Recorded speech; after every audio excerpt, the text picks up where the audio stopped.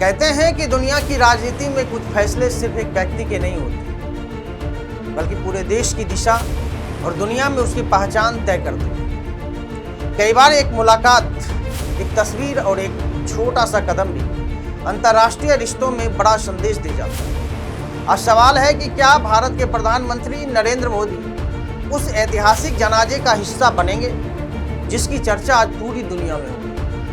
क्या ईरान के सर्वोच्च नेता अयातुल्लाह अली खामेनेई के जनाजे में भारत की मौजूदगी रहेगी, या फिर यह दुनिया की बड़ी ताकतों के बीच भारत की एक कूटनीतिक परीक्षा बनकर रहेगी? क्योंकि एक तरफ है पुरानी दोस्ती, ईरान के साथ भारत के दशकों पुराने रिश्ते, दूसरी तरफ है अमेरिका और इजराइल जैसे रणनीतिक साझेदार। ऐसे में भारत के सामने सवाल सिर्फ जाने या ना जाने का नहीं है, सवाल है कि भारत किस तरफ संतुलन साधता है। आज इसी पूरी कहानी को समझेंगे।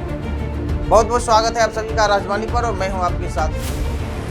दरअसल ईरान से जुड़ी यह खबर उस समय सामने आई जब अंतर्राष्ट्रीय राजनीति पहले से ही तनाव के दौर से गुजर रही। पश्चिम एशिया में लंबे समय से चल रहे संघर्षों के बीच ईरान और अमेरिका और इजराइल के रिश्ते बेहद संवेदनशील बने हुए। रिपोर्ट्स के मुताबिक अगर बात करें तो ईरान की ओर से भारत को एक आयोजन में शामिल होने का निमंत्रण भेजा गया। हालांकि भारत की तरफ से अभी तक इस पूरे, या फिर कह लीजिए कि अंतिम फैसला सार्वजनिक नहीं किया गया, और इसी खामोशी को अपने आप में कई सवाल खड़े करने लगे। क्योंकि भारत के लिए ईरान सिर्फ एक सामान्य देश नहीं है, ईरान भारत के लिए रणनीतिक रूप से बेहद महत्वपूर्ण रहा है। ईरान में स्थित चाहे चाबहार पोर्ट हो, या फिर भारत के सांस्कृतिक जुड़ाव की बात हो, या फिर भारत के साथ उनके पुराने रिश्ते हो, भारत के लिए ईरान एक अहम परियोजना जो है चाबहार पोर्ट है। यह पोर्ट भारत को पाकिस्तान को दरकिनार करते हुए अफगानिस्तान और मध्य एशिया तक पहुंच बनाने का एक रास्ता देता है। यानी ईरान के साथ संबंध सिर्फ कूटनीति नहीं है, बल्कि व्यापार, ऊर्जा और क्षेत्रीय रणनीति से भी जुड़ा हुआ है। वहीं दूसरी तरफ भारत के अमेरिका और खासकर बात करें तो इजराइल के साथ भी एक मजबूत रिश्ते रहे। उसके साथ भी, इजराइल के साथ भी ऐतिहासिक रिश्ते रहे। अमेरिका के साथ व्यापार अच्छी खासी है। इजराइल के साथ अगर बात करें तो काफ़ी अहम मुद्दों पर वह साथ आता रहा है भारत का। रक्षा, तकनीक, निवेश और रणनीतिक सहयोग के क्षेत्र में दोनों देश भारत के अहम साझेदार हैं। ऐसे में अगर भारत के प्रधानमंत्री इस आयोजन में शामिल होते हैं तो इसका अंतर्राष्ट्रीय संदेश एक अलग ही होगा, और अगर नहीं जाते हैं तो तेहरान इसे किस नज़र से देखता है, यह भी एक बड़ा सवाल है। यही वजह है कि यह फैसला भारत की विदेश नीति के लिए एक कठिन संतुलन बन चुका है। क्योंकि इतिहास बताता है कि अंतर्राष्ट्रीय रिश्तों में दोस्ती और हित दोनों साथ साथ चलते हैं। किसी देश के साथ भावनात्मक संबंध महत्वपूर्ण होते हैं, लेकिन राष्ट्रीय हित सबसे ऊपर होता है। भारत हमेशा से अपनी विदेश नीति में संतुलन की बात करता रहता है। यही वजह रही है कि भारत ने कई मौकों पर अलग अलग देशों के साथ अपने संबंध बनाए रखे, भले ही उनके बीच आपसी तनाव ही क्यों न हो। अब बात करते हैं उस जनाजे की चर्चा की जिसने पूरी दुनिया का ध्यान खींचा।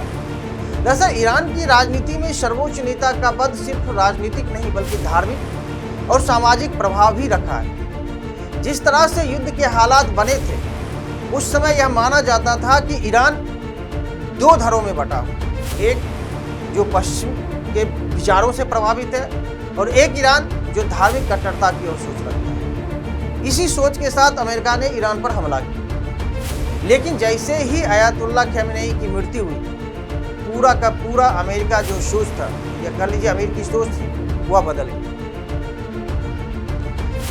हालांकि अयातुल्लाह खामेनेई की मौत हुई। अब ऐसे में किसी बड़े नेता का अंतिम संस्कार केवल एक धार्मिक कार्यक्रम नहीं रहा, या फिर इसे नहीं माना गया, बल्कि वह देश की ताकत, एकता और राजनीतिक संदेश का भी प्रतीक बन गया। ईरान के इतिहास में सबसे पहले भी बड़े नेताओं के जनाजों में भारी भीड़ देखने को मिली है, लेकिन हर बार सवाल यही उठता है कि इतनी बड़ी भीड़ केवल भावनाओं का परिणाम होती है, या फिर राजनीति भी इसमें अपनी भूमिका निभाती है। अगर भारत इस कार्यक्रम में हिस्सा लेता है तो उसके पीछे कई संदेश हो सकते हैं। पहला, ईरान के साथ पुराने संबंधों को सम्मान देना।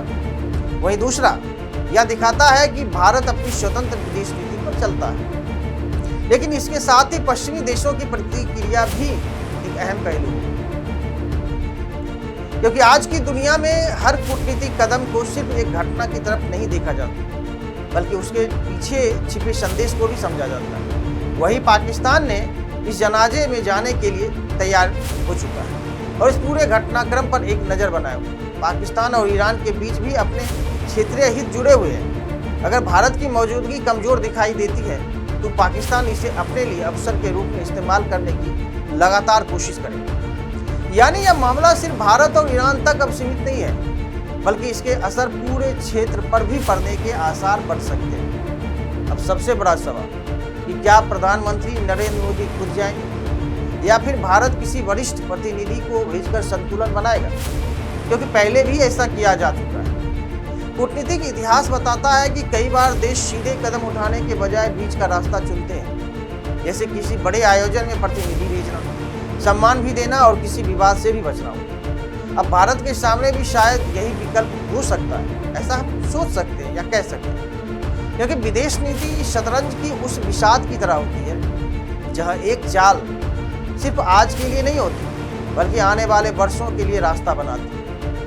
अब एक तरफ पुरानी साझेदारी है, दूसरी तरफ नई रणनीतिक जरूरतें हैं और इनके बीच भारत को अपना रास्ता खुद तय करना है, क्योंकि दुनिया की राजनीति में असली ताकत सिर्फ बड़ी सेना, बड़ी अर्थव्यवस्था या नहीं होती। असली ताकत होती है कि सही समय पर सही संतुलन बनाना और अपने हित साधना। अब भारत की पहचान हमेशा से ही एक ऐसे देश के रूप में रही है जो अपनी बात खुद तय करता है।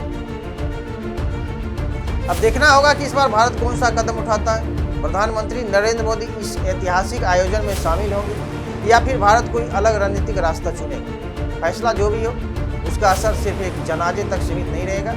यह फैसला बताएगा कि बदलती दुनिया में भारत अपनी भूमिका को किस तरह देखता है। आपकी राय क्या है? क्या भारत को ईरान के साथ खड़े होना चाहिए या फिर पश्चिमी साझेदार को प्राथमिकता देनी चाहिए? अपनी राय कमेंट में जरूर बताइए। वीडियो पसंद आई हो तो लाइक, शेयर और चैनल को सब्सक्राइब करें। तब तक के लिए धन्यवाद।